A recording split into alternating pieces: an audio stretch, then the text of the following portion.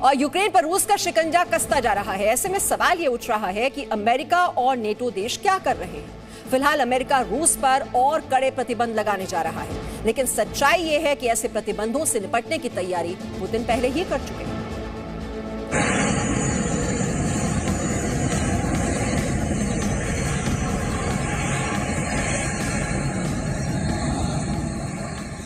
Ukraine के शहरों में रूस के टैंक बेफिक्र होकर घूम रहे हैं।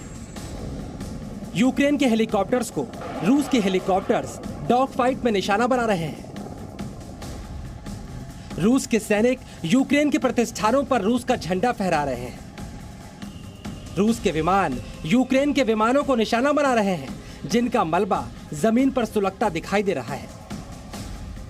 ये तस्वीरें बता रही हैं, यूक्रेन भले ही रूस से मुकाबला करने की कोशिश करे, लेकिन धीरे धीरे रूस की सेना यूक्रेन पर हावी होती जा रही है।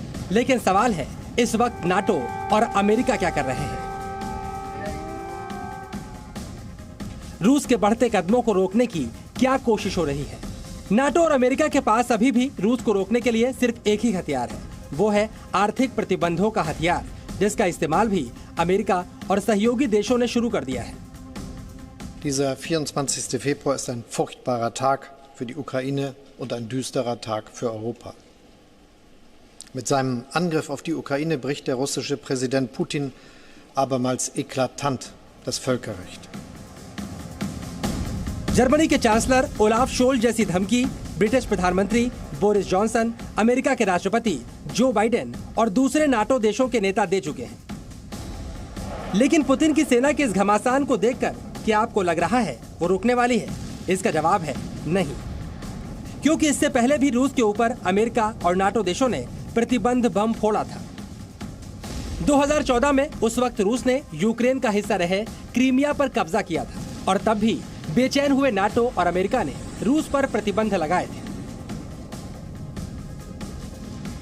तब रूस की संपत्तियां फ्रीज की गई थी, कर्ज लेने पर रोक लगा था, रूसियों की यात्राओं और तकनीकी हस्तांतरण पर रोक लगा था, रूस के वित्तीय और व्यापारिक संस्थानों पर भी रोक लगी थी। इसके अलावा राष्ट्रपति पुतिन के करीबियों पर भी पाबंदियां लगाई गई थी। लेकिन इसका क्या असर हुआ? सच्चाई यह है कि 2014 से अब तक रूस की अर्थव्यवस्था काफी बढ़ी है। पुतिन ने रूस की अर्थव्यवस्था को 1.5 ट्रिलियन डॉलर से ऊपर पहुंचा दिया है। इसके अलावा रूस के पास विदेशी मुद्रा का बड़ा भंडार भी मौजूद है, और सबसे बड़ी बात, यूक्रेन पर हमले की स्थिति में उनके ऊपर प्रतिबंध लगाया जाएगा। ये बात पुतिन पहले से ही जानते थे, और इसके लिए उन्होंने तैयारी भी कर रखी होगी। देखिए, मैंने कहा पहले 2014 के बैन बहुत ज़्यादा कारगर नहीं रहे, बहुत ज़्यादा उनका इफेक्ट नहीं हुआ रशिया पर, उसकी इकोनॉमी पर इफेक्ट नहीं हुआ। अगर आप देखें तो उसकी इकोनॉमी ग्रो की है, उसके फॉरेन रिजर्व्स ग्रो किए हैं, और रशिया काफ़ी इंडिपेंडेंट बना है। रशिया आज फूड ग्रेन के मार्केट में एक्सपोर्टर है, ना कि इम्पोर्टर। तो रशिया जो है वो 2014 के उससे उभर चुका है।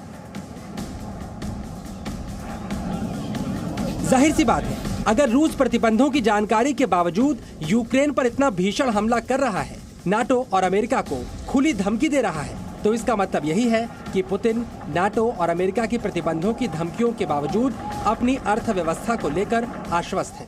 पुतिन इससे पहले बयान भी दे चुके हैं कि ऐसे प्रतिबंध उनके देश को आत्मनिर्भर बना देंगे। सैंक्शंस लगाना एक बात है, सैंक्शंस को मॉनिटर करना, सैंक्शंस को एग्जीक्यूट करना भी अपने आप में एक बड़ी प्रॉब्लम हो जाती है, बिकॉज हर कंट्री के इंटरेस्ट हैं। सैंक्शंस तो लगा दो, लेकिन जितना रशिया पे पहले इफेक्ट पड़ेगा, थोड़े दिन में इसका ईयू पे भी तो इफेक्ट पड़ेगा, जर्मनी पे भी तो इफेक्ट पड़ेगा, इकोनॉमी पे, सबकी पे इफेक्ट पड़ेगा। तो चैनल्स हैं जिसके जरिए लोग ट्रेड कर लेते हैं, तो वो कितना मॉनिटर कर सकता है उस पर डिपेंड करेगा। फिलहाल दुनिया के बैन के जवाब में पुतिन यूक्रेन पर बम फोड़ रहे हैं, और पुतिन के तेवर बता रहे हैं कि ये बमबारी लगातार जारी रहने वाली है। और रही बात प्रतिबंधों की, तो नुकसान सिर्फ रूस का नहीं बल्कि यूरोपीय देशों का भी होगा, जो रूस के साथ बड़ा व्यापार करते हैं। ब्यूरो रिपोर्ट, जी मीडिया। और आपको बता दें, रात 11 बजे अमेरिकी राष्ट्रपति जो बाइडेन संबोधित करेंगे। अब नजर इस बात पर रहेगी कि अपने संबोधन में वो क्या बातें कहते हैं। अभी तक चाहे यूरोपीय यूनियन की बात की जाए, अमेरिका की बात की जाए, ब्रिटेन के प्रधानमंत्री की बात की जाए, तो मैसिव सैंक्शंस की बात तो लगातार की जा रही है, इस हमले की निंदा भी की जा रही है, लेकिन इससे आगे नहीं बढ़ा जा रहा है। सैन्य मदद की बात तो की, लेकिन हम देख रहे हैं कि नेटो की ओर से कहा गया कि वहां पर जंगी जहाज तैनात कर दिए गए हैं, 120 और 100 फाइटर प्लेन्स भी तैयार हैं, लेकिन ये नेटो की ये सेना कहीं पर भी ग्राउंड पर नजर नहीं आ रही है यूक्रेन की मदद करने के लिए। तो बड़ा सवाल यही है कि अब रात 11 बजे अमेरिकी राष्ट्रपति जो बाइडेन अपने संबोधन में क्या बातें कहने वाले हैं, क्या ये बात आगे बढ़ पाएगी, क्या वो यूक्रेन की मदद के लिए आगे आने वाले हैं। अब अमेरिका की जो पूरी भूमिका इस पूरे मामले में दिखाई दे रही है कि यूक्रेन को बेसहारा छोड़ दिया गया। यूक्रेन में 70 मिलिट्री टारगेट्स को तबाह कर चुका है रूस की सेना लगातार वहां पर आगे बढ़ रही है। 70 टारगेट जिसमें 11 एयर बेसेस हैं उनको तबाह किया जा चुका है। हालांकि कुछ नुकसान यूक्रेन की ओर से जरूर किया गया है रूस को, लेकिन रूस की मिलिट्री माइट की बात की जाए, उसकी सैन्य क्षमता की बात की जाए, तो उसके सामने यूक्रेन कहीं नहीं ठहरता। अब अमेरिका का अगला कदम क्या होगा, नेटो के पास क्या विकल्प हैं, ये देखने वाली बात होगी। रात 11 बजे हम आपको दिखाएंगे राष्ट्रपति जो बाइडेन अमेरिका के क्या कहेंगे इस संबोधन में। इस पर पूरी दुनिया की नजर रहेगी। Presenting B News app available on Google Play and App Store. Download it now.